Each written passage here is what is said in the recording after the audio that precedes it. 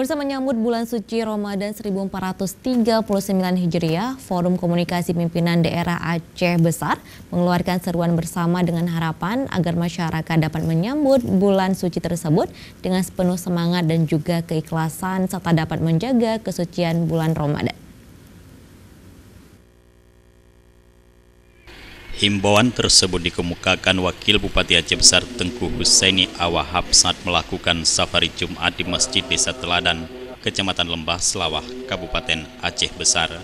Dalam kesempatan tersebut, Wabub yang sekaligus bertindak sebagai khatib menghimbau masyarakat diantaranya dapat melaksanakan ibadah puasa, menghidupkan masjid, menasah, dan tempat-tempat ibadah lainnya dengan salat fardu, tarawih, witir, tadarus, dan amalan sunnah lainnya.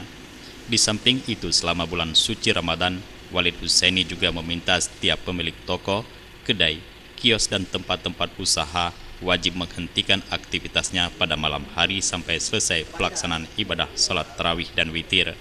Jadi pemerintah sudah mengimbau semua masyarakat supaya jagalah bulan suci Ramadan.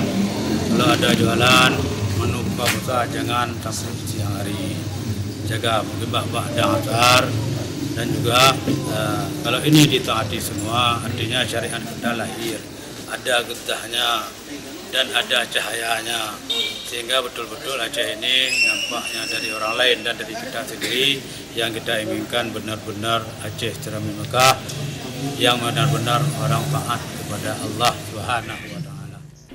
Selain itu, dalam seruan bersama menyambut Ramadan tersebut juga meminta kepada penjual makanan dan minuman agar tidak berjualan pada siang hari sejak pagi sampai dengan waktu salat asar, juga menghentikan segala aktivitas pada waktu-waktu salat untuk melaksanakan ibadah. Setiap muslim dilarang menghabiskan waktu dengan kegiatan-kegiatan yang dapat merusak kesucian bulan suci Ramadan. Selain itu, menurut Walid, pada bulan Ramadan 1439 Hijriah, Pemkab Aceh Besar juga mengadakan safari Ramadan dengan mengunjungi sejumlah masjid di kecamatan.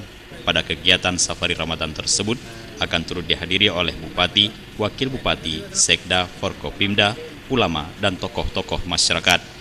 Jufrizal dan Faisal, Aceh TV.